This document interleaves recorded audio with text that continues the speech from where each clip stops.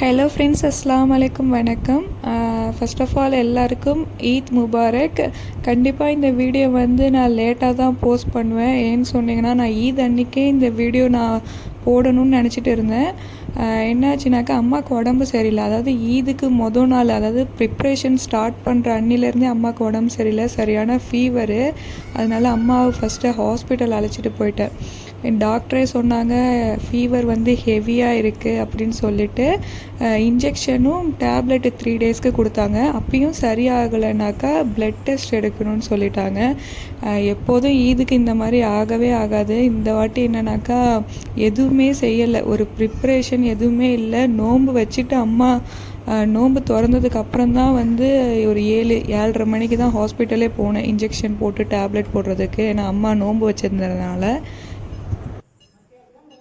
ஈதுனாலே எப்போதுமே எல்லோரும் ரொம்ப ஹாப்பி ஆகிட்டு என்ன ஃபுட்டு என்ன பண்ணலாம், என்ன ஸ்வீட் பண்ணலாம், அதெல்லாம் யோசனை பண்ணிவிட்டு எல்லோரும் மொதல் நாள் இருந்து யோசனை பண்ணிகிட்டே இருக்குவாங்க. பட் எனக்கு என்ன ஆச்சுனாக்கா, அம்மா இந்த மாதிரி உடம்பு சரியில்லாமல் படுத்ததுனால எனக்கு ஒன்றுமே புரியலை. ஏன்னா எல்லாத்துலேயும் அம்மா தான் நல்லா சமையல் பண்ணுவாங்க. நான் எப்போதுமே சமையல்னு சொன்னிங்கன்னா இறைச்சானம் மட்டும், மட்டன் கிரேவி மட்டும் பெருநாளைக்கு வச்சுடுவேன். மற்றதெல்லாம் எங்கள் அம்மா தான் செய்வாங்க. ஆனால் இந்த வாட்டி நான் எதுவுமே சரி, அம்மாவுக்கு உடம்பு சரியில்லைன்னு சொல்லிட்டு தொந்தரவு பண்ண வேணாம்னு சொல்லிட்டு எதுவுமே செய்ய வேணாம் அப்படின்னு சொல்லிட்டு இருந்தேன். அதுக்கப்புறம் அம்மா தான் சரி மல்லு கட்டிட்டு ஹாஸ்பிட்டல் போய் ஊசி போட்டுட்டு வந்ததுக்கப்புறம் கொஞ்சம் பெட்டராக ஃபீல் பண்ணாங்க. அப்பயும் பாவமாக இருந்துச்சு எனக்கு, அவங்கள வேலை சொல்கிறதுக்கே மனசே வரல. ஏன்னா வீட்டிலே எந்த பொருளுமே இல்லை. அதுக்கப்புறம் தான் போய் வாங்கணும். மறுநாள் ஈது, கண்டிப்பாக ஏதாவது மட்டனோ இல்லை சிக்கனோ செய்வாங்க. ஆனால் அம்மா சிக்கன் சாப்பிட மாட்டாங்க, மட்டன் செஞ்சாலும் சாப்பிட மாட்டாங்க. இப்போ இருக்கிற நிலமையில உடம்பு ரொம்ப முடியல. உங்களுக்கு பார்த்தா தெரியும், அவங்களால நடக்கவே முடியல. அதுக்கப்புறம் வீட்டுக்கு வந்துட்டு லைட்டெல்லாம் போட்டுட்டு எங்கள் தெரு முனையிலேயே கொஞ்சம் தூரத்துலேயே காய்கறி கடை இருக்குது. சரி, காய்கறி ஏதாவது வாங்கிட்டு இறைச்சானத்துக்கு மட்டும் உள்ள சாமான் மட்டும் எங்கள் அம்மா வாங்கிக்கிட்டாங்க. வெங்காயம் இன்னொன்று 1/2 கிலோ வாங்கிக்கிறியா? கல்லாரி 1/2 கிலோ போட்டோம். 1/2 கிலோ போடல, இருக்கு கொஞ்சம் பாருங்க.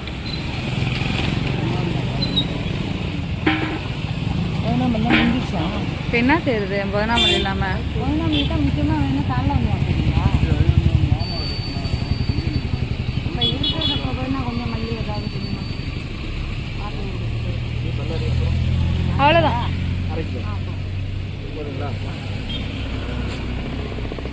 வெங்காயம் மல்லிக்கீரை மட்டும் வாங்கிட்டு வந்தாச்சு. இது அம்மா போயிட்டு இறச்சி வாங்கிட்டு வந்துட்டாங்க, மட்டனு. எங்கள் ஊரில் நைட்டு பெருநாளைக்கு நைட்டும் அறுக்குவாங்க, காலையில் 4 மணிக்கு, விடிய காத்தால 4 மணிக்கு அறுக்குவாங்க. அது சரி, காலையில் 4 மணிக்கு வாங்கி எப்போ வேலை பார்த்து எப்போ ஆணம் காய்ச்சிறதுன்னு சொல்லிட்டு நைட்டு அம்மா போயிட்டு நடந்தெல்லாம் போல், ஆட்டோவில் கொஞ்சம் தூரம் 1 கிலோமீட்டர் இருக்கும், அங்கே போய் வாங்கிட்டு எனக்கு இது கழுவ தெரியாது. அதனால் அம்மா கழுவி கொடுத்துட்டாங்க. மற்ற எல்லா வேலையும் நான் பார்த்துட்டேன். ரொம்ப பெருசாக எதுவுமே செய்யலை. இறைச்சானமும் கடையில் நான் அம்மா டாக்டர்கிட்ட போயிட்டு வரும்போது மாவு பாக்கெட் வாங்கிட்டு வந்துட்டேன். இட்லியும் வெறும் இறைச்சானம் மட்டுமே செஞ்சாச்சு, வேறு எதுவுமே செய்யலை. ஒரு ஸ்வீட்டு, கஞ்சிலாம் வைப்பாங்க எங்கள் அம்மா, நல்லா இருந்தா. நான் எதுவுமே தொந்தரவு பண்ணல. அம்மா வைக்கிறேன்னு சொன்னாங்க, நான் வேணான்னு சொல்லிட்டேன். நம்ம 2 பேர் மட்டும்தான், இது மட்டும் போதும்னு சொல்லிட்டு இறைச்சானமும் இட்லி சுட்டாச்சு காலையில் டிஃபனுக்கு. மற்றபடி வேறு எதுவுமே செய்யலை. கேசரி பண்ணுவாங்க, கடல் பாசி செய்வாங்க, அதெல்லாம் எதுவுமே செய்யலை. அம்மா இது வரைக்கும் செஞ்சதே பெருசுன்னு சொல்லிட்டு அல்ஹம்துலில்லாஹ் நல்லபடியாக ஈது முடிஞ்சாச்சு. அம்மா கழுவி கொடுத்தோன்னே எப்போதும் நான் இந்த வேலையெல்லாம், கை வேலையெல்லாம் நான் பார்த்துக்குவேன். எப்போதும் இறைச்சானம் செய்கிறதுக்குள்ளது எல்லாம் நான் பார்த்துக்குவேன். மற்ற ஜாமான் எல்லாம் இருந்துச்சு, எதுவுமே இல்லாமல் இல்லை. வெங்காயம், இந்த புதினா மல்லி கண்டிப்பாக இறைச்சானத்துக்கு தேவைன்னு சொல்லிட்டு தான் மெயினாக இந்த காய்கறி கடைக்கு போனதே. இல்லைனா அதுவும் வீட்டில் இருந்துச்சுனாக்கா அது யாரும் வச்சுருக்க மாட்டாங்க, அன்றைக்கங்க தான் போய் வாங்குவாங்க எல்லாமே. அவங்க என்ன, கடைக்காரங்க என்ன சொல்கிறாங்கன்னா, காலையில் தான் வருது, அப்போ வாங்கிக்கோங்கன்னு சொன்னாங்க. நான் நைட்டே ஆணம் காய்ச்சி வச்சுட்டேன். காலையிலலாம் கண்டிப்பாக செய்யவே முடியாதுன்னு சொல்லிட்டு காலையில் சூடு பண்ணிக்கலான்னு சொல்லிட்டு எப்போதும் போல் கடலெண்ணெய் நல்லெண்ணெய் போட்டு நிறையா 1 கிலோ மட்டனுக்கு 3/4 கிலோ வெங்காயம் எடுத்து வெட்டி நல்லா வதங்கணும். வெங்காயம் வதங்குறதுல தான் இருக்கே. இது ரொம்ப நேரம் டைம் எடுக்கும். அதுவும் இப்போ இருக்கிற வெயிலில் எக்ஸாஸ்ட் ஃபேன் ஓடுனாலும் அனல் அடிக்குது கிச்சனு. நாங்கள் 2 பேருங்கிறதுனால பெருசாக ரொம்ப எதுவும் செஞ்சுக்கல. ஆணமும் இறைச்சானமும் பராட்டா வந்து காலையில் ஒரு அண்ணன் வாங்கிட்டு வந்து கொடுத்துட்டாங்க. கடையில் தான் பராட்டா ஆர்டர் எடுப்பாங்க எங்கள் ஊர்னு இல்லை, எல்லா ஊர்லேயும் பராட்டா வந்து முதல்ல ஆர்டர் எடுத்துருவாங்க. நைட்டே மாவெல்லாம் போட்டு பிசைஞ்சு காலையில் 6லேருந்து 7 மணிக்குள்ளே ஆர்டர் கொடுத்தவங்க எல்லாம் போய் வாங்கிட்டு வந்துடுவாங்க. சரி, இஞ்சி இருந்துச்சு, பூண்டு இல்லை. சரி, பூண்டை அதுக்கப்புறம் அரைச்சி எல்லாத்தையும் மிக்ஸ் பண்ணி இந்த வேலைகள் பார்த்து முடிக்கிறதுக்கே எனக்கு கரெக்டாக மணி வந்து 1-1:30 ஆயிடுச்சு. அம்மா எனக்கு இறச்சி கழுவி கொடுத்ததுக்கப்புறம் போய் படுத்துட்டாங்க. ஏன்னா இன்ஜெக்ஷன் போட்டதுனால தூக்கம் வருதுன்னு சொல்லிட்டு அவங்க போய் படுத்துட்டாங்க. நான் தான் போட்டு இந்த வேலையும் பார்த்துட்டு என்னோடய பேர்ட்ஸுக்கு காலையில் கொடுக்க வேண்டிய பீட்ரூட்டு அது எல்லாத்தையும் வேலையை பார்த்து வச்சுட்டேன் நைட்டுக்கே. ஏன்னா காலையில் டைம் இருக்காது சொல்லிவிட்டு எங்கள் ஊரில் வந்து 7:30க்கெலாம் வந்து தொழுவு வச்சுட்டாங்க. அதனால் பள்ளியாசலில் குயிக்காக போய் இடம் பிடிக்கணும், இடமே இருக்காது, கொஞ்சம் கூட இடம் இருக்காது, அவ்வளோ பேர் வருவாங்க அப்படின்னு சொல்லிட்டு முதல்ல 7 மணிக்கெலாம் போயாச்சு பள்ளியாசலுக்கு.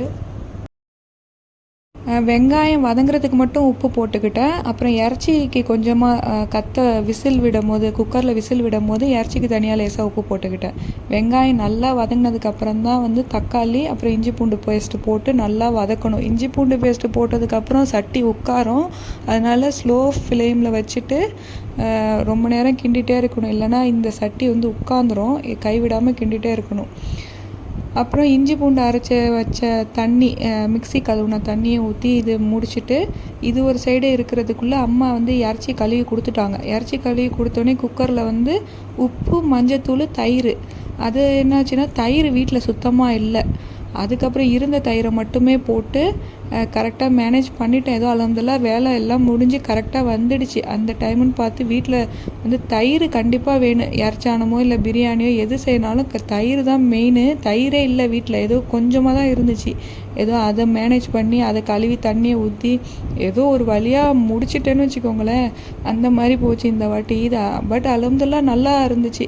அம்மாவுக்கு உடம்பு சரியில்லைனாலும் காலையில் உதயனால அம்மா நல்லா இருந்தாங்க. எல்லோரும் 2 பேருமே பள்ளியாசலுக்கு தான் போய் தொழுவே போயிட்டோம்.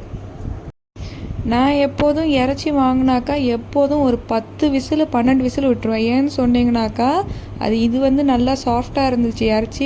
இதுக்கு வந்து ஒரு 8 விசிலே போதும். நான் 10 விசில் அடித்தேன். ஏன்னு சொன்னிங்கன்னா சமயத்தில் வந்து இறச்சி வேகாது. பெரிய ஆட்டுக்கறியாக இருந்தால் சுத்தமாக வேகாது.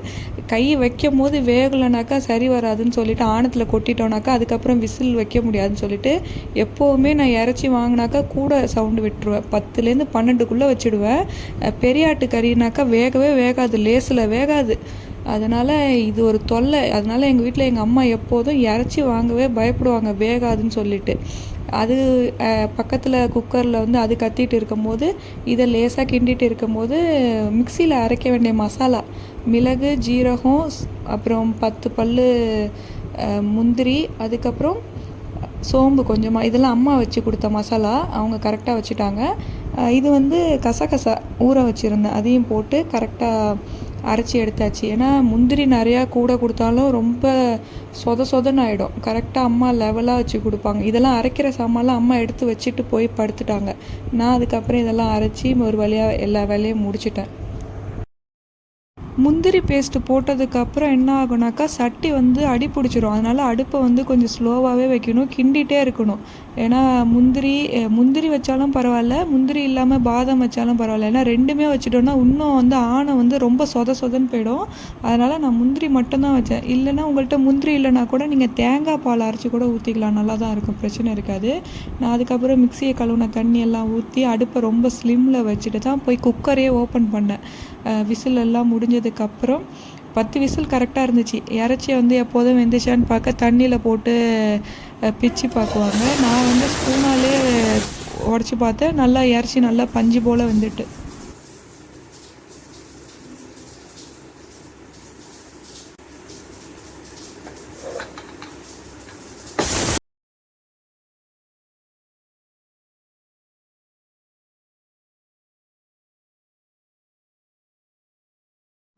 வெந்ததுக்கப்புறம் இந்த இறச்சி எல்லாத்தையும் வந்து சட்டிக்கு மாற்றும் போது எடுத்த வீடியோ கிளிப் எதையுமே காணும். நானும் தேடி பார்க்குறேன், எப்படி மிஸ் ஆச்சுன்னே தெரியல. இன்ஷால்லா வந்து பெருநாள் அன்னைக்கு எடுத்த வீடியோ வந்து அடுத்ததாக நான் அப்லோட் பண்ணுறேன். என்னோடய பேர்ட்ஸு அதோட சேர்த்து நான் ஆட் பண்ணி போடுறேன்.